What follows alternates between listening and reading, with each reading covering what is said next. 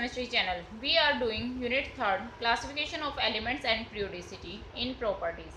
And today's topics are electronegativity, valency or oxidation state, and anomalous behavior of second period elements. Let's start. Electronegativity क्या होती है इसको समझो। दो element है ए और बी, ठीक है। इन्होंने आपस में क्या बना रखा है, शेयरिंग से एक कोवलेंट बॉन्ड बना रखा है। क्या? Covalent bond. कोवलेंट बॉन्ड कैसे बनता है? म्यूचुअल शेयरिंग से, यानी कि एक बॉन्ड जो है दो इलेक्ट्रॉन से बना हुआ होता है ना, तो एक इलेक्ट्रॉन ए का है, अगर एक बी का है, तो यहाँ पर क्या होगी, शेयरिंग होगी। तो म्यूचुअल शेयरिंग से जो बॉन्ड बनता है दैट इज कोवलेंट बॉन्ड, ठीक है। अब ये बंद हो गया। अब इन दोनों एलिमेंट्स में किसकी का नेचर ऐसा है कि वो अपनी तरफ इनको अट्रैक्ट करे, इलेक्ट्रॉन्स को अपनी तरफ ज़्यादा अट्रैक्ट करे। मान लो अगर ए का नेचर इस तरह का है, ज़्यादा अट्रैक्ट करे, तो ये इलेक्ट्रॉन जो है इसकी तरफ होंगे। अगर बी का नेचर ज़्यादा अट्रैक्ट करने का है तो बी की तरफ होंगे ये इलेक्ट्रॉन्स, ठीक है। तो इस प्रॉपर्टी को बोलते हैं इलेक्ट्रॉन नेगेटिविटी। तो कैसे हम डिफाइन कर सकते हैं इसको? Electron negativity of an element is defined as is the tendency. क्या है ये? टेंडेंसी है to attract the shared pair of electron, shared pair of electron towards itself in a कौन सा बॉन्ड है? कोवलेंट बॉन्ड, ठीक है।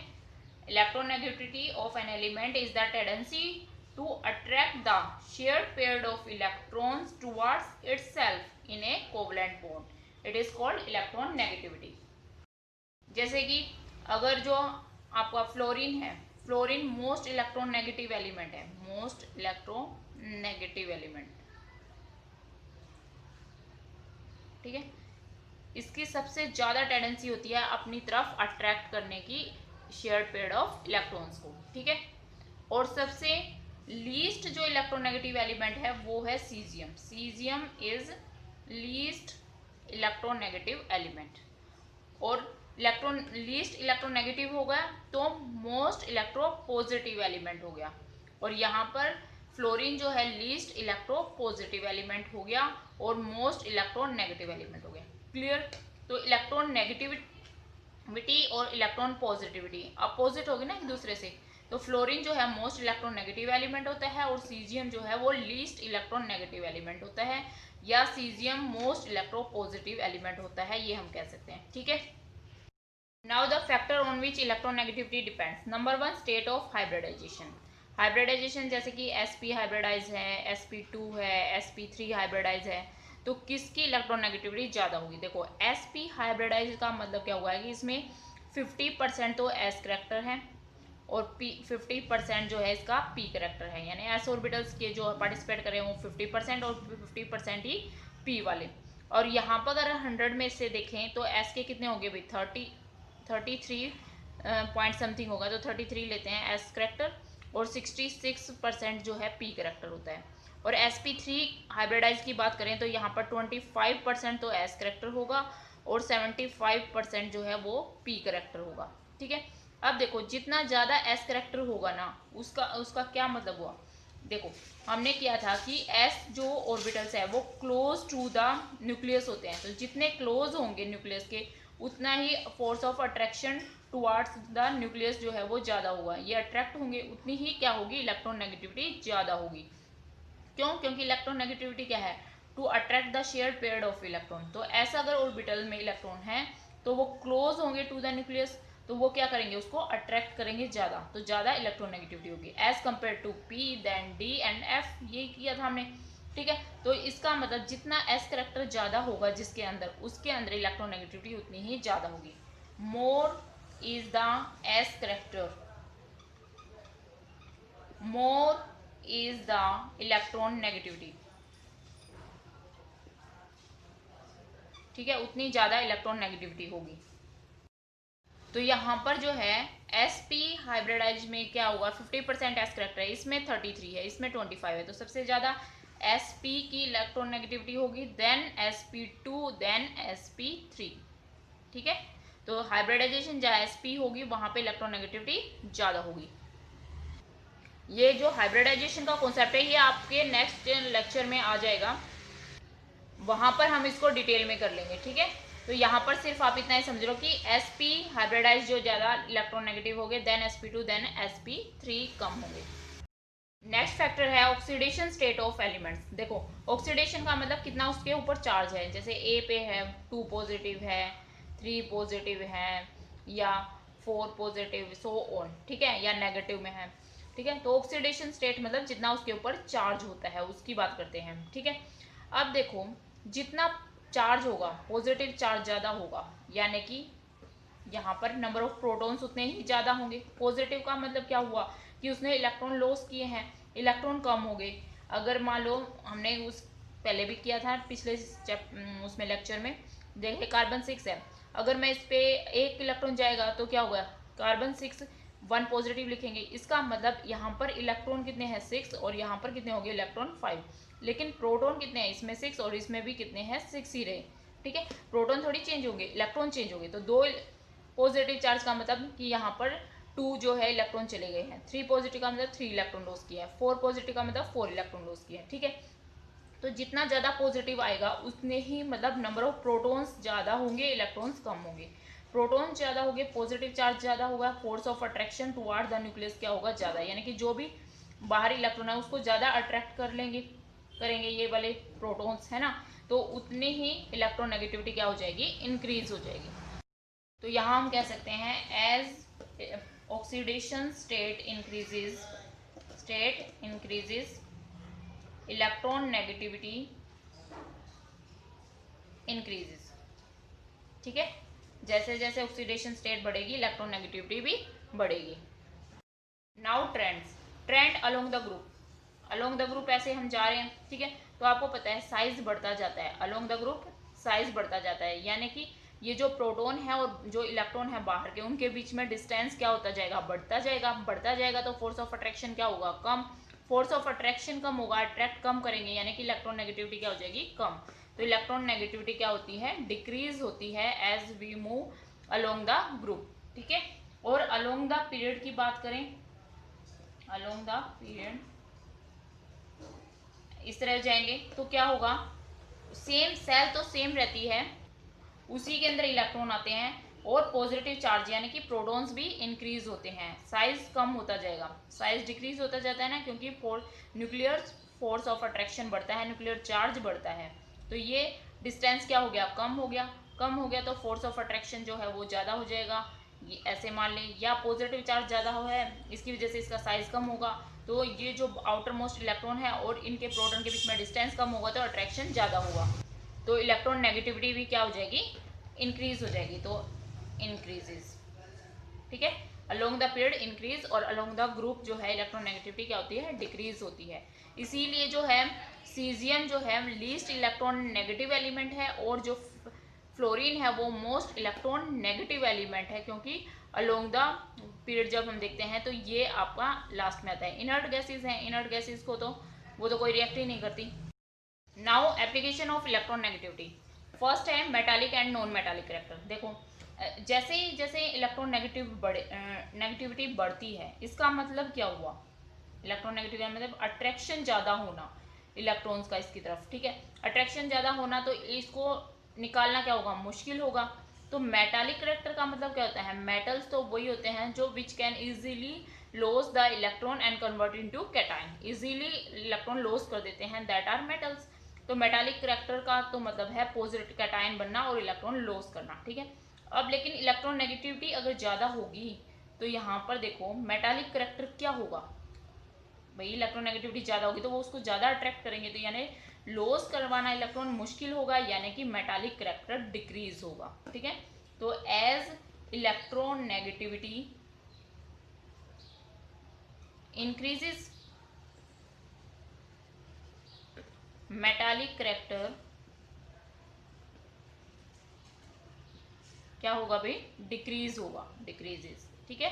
और नॉन मेटालिक करेक्टर क्या हो जाएगा, इंक्रीज हो जाएगा। तो ट्रेंड हम इलेक्ट्रोनेगेटिविटी का देखते हुए भी बता सकते हैं कि वहां पर मेटालिक करेक्टर ज़्यादा है क्या नॉन मेटालिक। तो इसीलिए जो आप सीजियम देखते हो, सीजियम जो है इसकी क्या है, लीस्ट इलेक्ट्रोनेगेटिव एलिमेंट है ना, लीस्ट इलेक्ट्रोनेगेटिविटी है, तो इसका मतलब ये मोस्ट मेटालिक है, ठीक है, मेटालिक करैक्टर इसका सबसे ज्यादा है, ठीक है। तो इस ग्रुप में अगर हम अलोंग द पीरियड की बात करें तो फ्लोरीन की हमने बात की, fluorine most least electron negative element, sorry fluorine जो है मोस्ट इलेक्ट्रॉन नेगेटिव एलिमेंट है, तो इसका मतलब इसका जो नॉन मेटालिक करैक्टर है वो ज्यादा है, मेटालिक करैक्टर क्या है, कम है, क्लियर। तो ये most electron negative element, so non metallic character इसका ज्यादा होगा, इंक्रीज, ठीक है, along the period, I think clear, ठीक है। तो सेकेंड प्रॉपर्टी देखते हैं। अब देखो इलेक्ट्रोनेगेटिविटी से हमें पोलर और नॉन पोलर बॉन्ड का कैसे पता चल जाता है। देखो मैंने मान लिया ए और ए है मेरे पास, तो ऑब्वियस सी बात है दोनों एक ही एलिमेंट के हैं, तो इलेक्ट्रोनेगेटिविटी क्या होगी, दोनों की सेम होगी, सेम इलेक्ट्रोनेगेटिविटी होगी, है ना। तो यहाँ पर ये इसमें जो इलेक्ट्रॉन्स है वो उतने ही ए अट्रैक्ट करेगा, उतना ही ये वाला एटम अट्रैक्ट करेगा, ठीक है। तो ये इन बिटवीन रहेंगे, तो यहाँ पर ये जो बॉन्ड है वो कौन सा होगा, नॉन पोलर बॉन्ड, ठीक है, क्योंकि दोनों इक्वली खींचातानी है दोनों के बीच में, क्योंकि एक जैसे ही है, ठीक है, इलेक्ट्रोनेगेटिविटी सेम है तो दोनों बीच में ही रहेंगे इलेक्ट्रॉन्स, तो ये नॉन पोलर। लेकिन ए और बी की बात करें अगर हम, अगर मान लो ए की इलेक्ट्रोनेगेटिविटी ज़्यादा है, इलेक्ट्रॉन नेगेटिविटी जो है वो ज़्यादा है ए की, तो जो ये जो इलेक्ट्रॉन है यहाँ पर इस बॉन्ड के, वो क्या होंगे, टुवार्ड्स ए होंगे, ए ज़्यादा खींच लेगा, अपनी तरफ अट्रैक्ट कर लेगा, इस तरफ होंगे ये, ठीक है। अब ये इलेक्ट्रॉन इस तरफ होंगे तो इसकी तो चले गए एक तरह से, तो इस पे पॉजिटिव चार्ज और इस पे क्या होगा, नेगेटिव चार्ज डेवलप हो जाएगा, तो ये क्या होंगे, पोल्स डेवलप होंगे, तो ये कैसा बन गया बॉन्ड, पोलर बॉन्ड।